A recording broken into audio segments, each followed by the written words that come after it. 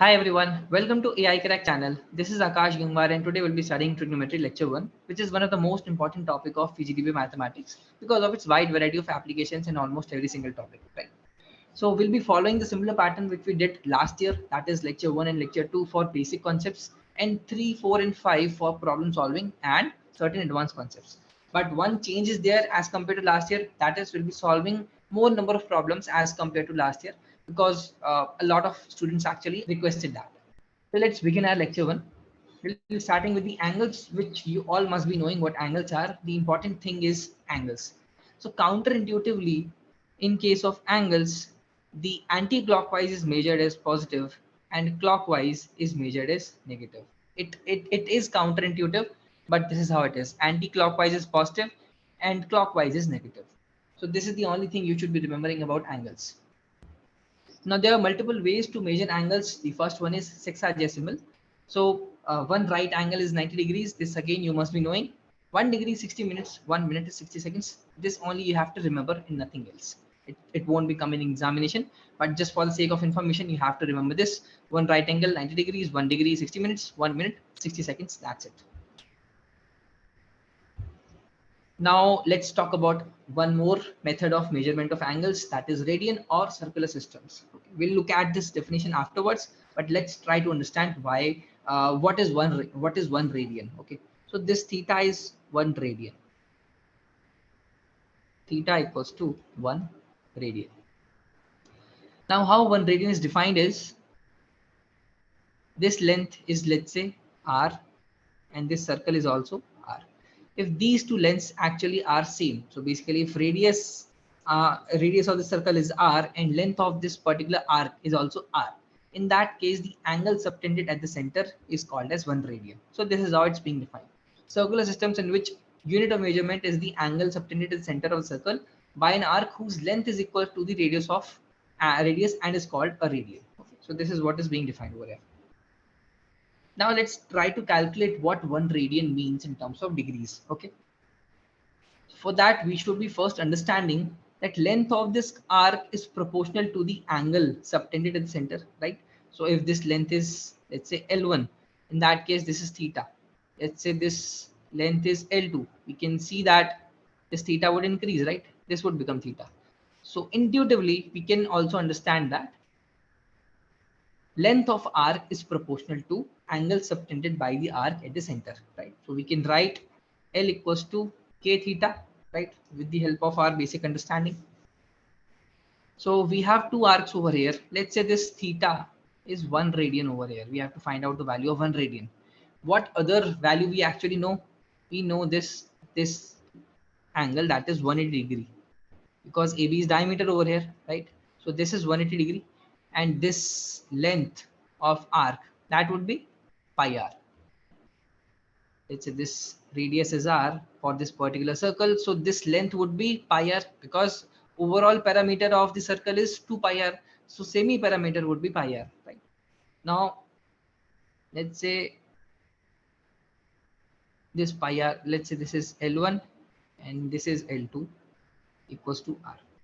So L1 equals to k times 180 degrees and L2 equals to k times theta, right? Now if we divide both of them, L1 by L2 equals to 180 by theta, we have to calculate the value of theta, which is 1 radian only. Okay. Now L1 equals to pi r and L2 equals to r equals to 180 by theta. So from here we can cancel out this r and r. We'll be getting theta equals to 180 by pi. So this is our this is the value of 1 radian. That comes out to be something around 57 degree. I don't know the exact value. It comes out to be around 57 degrees. Okay. So theta equals to 180 by pi degrees. 1 radian equals to 180 by pi degrees. Okay.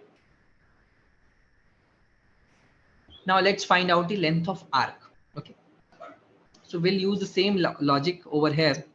Let's say we have an additional angle phi, and this theta again equals to 1 radian. If theta is 1 radian, this length would be r, that is equals to radius. And let's say this is the variable length which we want to calculate. Let's say this is length of arc. So LA that would be some k times, because of the proportionality, some k times phi. And similarly, r, this length r equals to k times theta, right?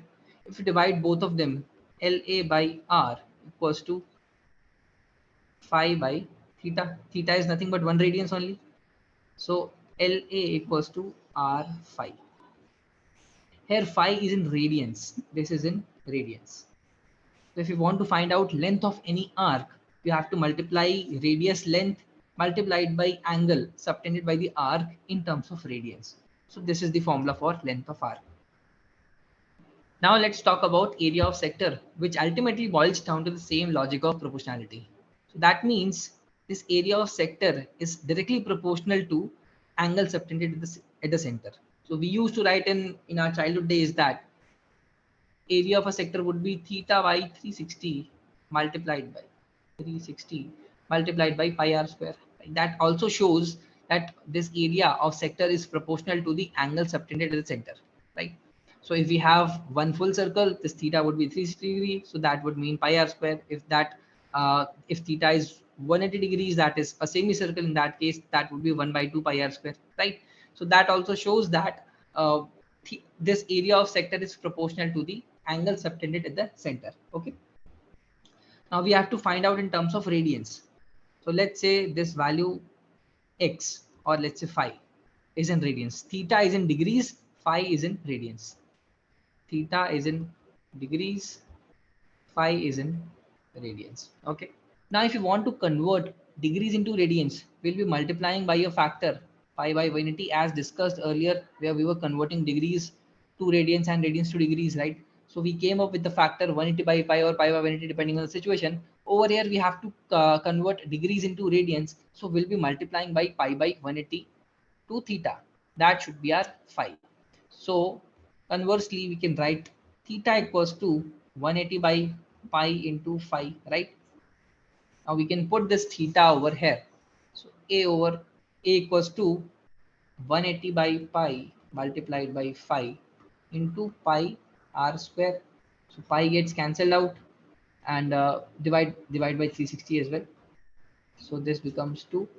It becomes phi r square by 2. So basically angle in terms of radians multiplied by r square by 2. So this is our angle of a particular sector. You can always calculate area of sector, length of arc in term with the help of degrees as well. But these two formulas are derived for radians. Length of r equals to r times phi, where phi is in radians, and area of sector is equals to phi to r square by 2, where phi is in again radians. Okay. Now let's see one example. Find the area swept by the minute hand of a clock of length 6 centimeter in 30 minutes. So we have this clock over here. Let's say initial position was over here. So in case of, we have to find out the area for the minute hand. So in case of 30 minutes, 30 minutes means one semicircle, right? That means 180 degrees over here. So that would mean 1 by 2 of this entire area. So 1 by 2 into pi r square into pi into 6 square. So this should be our area swept by the minute hand in 30 minutes. So now comes the most important topic, that is trigonometric ratios in circular system. Until now we studied in terms of right angles, where this was theta, this was perpendicular, this was base, this was hypotenuse, and sine theta was defined as p by h, cos theta was defined as b by h, and tan theta was defined as p by b. Right, this is how it was being defined earlier, but that the limitation over there was it was just defined for a right angle triangle and nothing else. So let's say if you want to calculate sine theta or cos theta or any trigonometric ratio for an obtuse angle or for an angle which is more than 180 degrees, in that case this right angle triangle won't help us. So we have to change our system to circular system to find out the value of those ratios for any sort of angle. So let's try to understand how do we do that. Let's again do certain constructions over here. So what I'm doing is I'm dropping perpendiculars over here. This is O, this is A, this is B, this is C. So let's say this is theta. Okay. So now if we define theta with our basic definition, that would mean, if we define sine theta, sorry, sine theta, that would mean AC divided by AO. AO is nothing but R. We can call it as radius, right? Let's call it as R. Now, since all these are perpendiculars, this is also perpendicular because this is the origin. So BO is same as AC, right? We can write this as BO by R. I'll tell you why I'm doing this. Now, if we talk about cos theta was defined as basically in terms of right angle triangle, OC by R, right? OC by R. We'll let it stay like that only. We'll not change anything over here.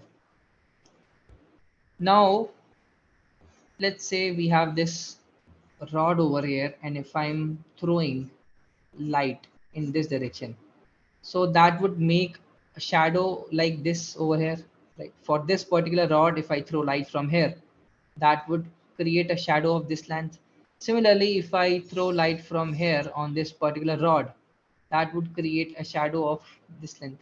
These shadows are nothing called projections in terms of mathematics. Basically, mathematically, these are called as projections. So how we are going to define sine theta and cos theta over here? Sine theta is nothing but projection of radius on y-axis, right? With sine. If we are taking projection on positive y-axis, we'll be taking positive sign. If we are taking projection on negative y-axis, we'll be taking negative sign. Same goes with the x-axis, projection on x-axis. So sine theta is defined by projection on y-axis divided by radius. So BO upon R. In case of cos theta, it is being defined as projection on x-axis, regardless of the direction. X-axis, if it is negative, we'll take it as negative. If it's positive, we'll take it as positive. Divided by radius of this particular circle. Okay, so this is how the new circular system in trigonometric ratios is being defined. Okay, let's see the formal definition. Sine theta is projection of radius on y-axis divided by length of radius.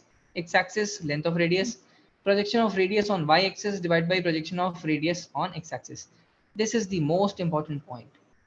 Projection on positive x and y-axis are considered with a positive sign and vice versa. Okay.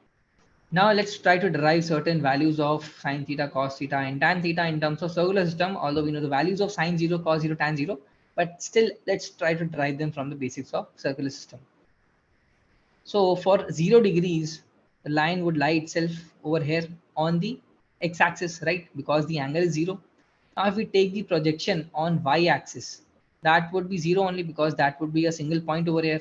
So projection on y-axis divided by length of r, radius, that would be 0.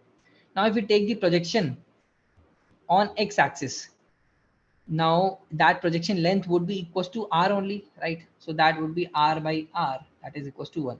And for that, for tan theta, that would be 0 by r again, that is 0 only. Okay. Similarly, you can derive for sine 90, cos 90, and tan 90. That I'll leave up to you. Now the more important thing is signs of trigonometric ratios and quadratic one. Until now we have studied for only and only for acute angles. Now we'll be doing for acute, obtuse, and more than 180 degrees, all sorts of angles. We'll be looking at the signs of trigonometric ratios. So let's look at first in quadrant one. So we have theta over here. I'll do certain constructions. So let's say this is O, this is A, this is B, and this is C. Over here, sine theta, that would be BO upon this is radius R. Now BO is positive, R is length, that is positive. So that means that is going to be positive. Similarly for cos theta, that would be OC by R. Again, that is positive because both of the projections are lying on positive y and positive x-axis respectively, right? Similarly, tan theta would be sine theta by cos theta, that is positive only. Okay. Now let's look at in quadrant 2. So we have theta over here. Again, we'll do certain constructions. So in this case, if we talk about this is O, this is A, this is B, this is C. We talk about sine theta. That would mean projection of radius on y-axis. that would again be positive, right? So sine theta would be BO divided by R. That is positive only. And if you talk about cos theta, that would be projection on x-axis, that is CO divided by R. Now that is negative because CO is on the negative y-axis, negative x-axis. So that is why it is negative. Similarly, tan theta would be BO sin theta by cos theta. That is negative only. Okay. Now let's talk about quadrant 3. So this is our theta. And let's do certain constructions. This is O, A, B, and C, right? So if we talk about sine theta over here, sine theta would mean projection of radius on y-axis, that is OC, OC divided by R. Now OC is on negative y-axis, that would be negative. If we talk about cos theta would be OB divided by R. Again, OB is on negative x-axis, that again would be negative. Tan theta would be sin theta by cos theta, both are negative, so that would become positive. Now the last one is quadrant 4.